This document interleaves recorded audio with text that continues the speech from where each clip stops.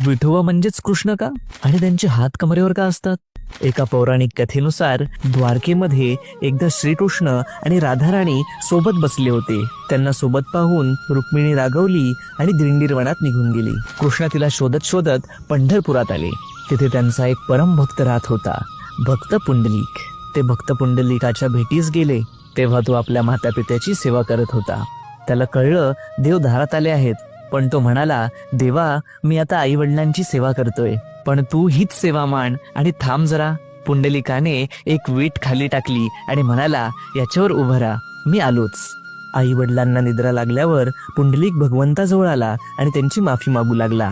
त्याची मातृपितृ भक्ती पाहून भगवान श्रीकृष्ण अतिप्रसन्न झाले आणि त्याला वरदान मागायला सांगितले. तेव्हा पुंडलिक म्हणाला, भगवंता तुम्ही इथेच राहा, तुमच्या भक्तांवर तुमची सावली असू द्या. आणि बघा, देव खरोखर तिथेच उभा राहिला, हात कमरेवर ठेवून, भक्तांच्या सेवेला मान देऊन.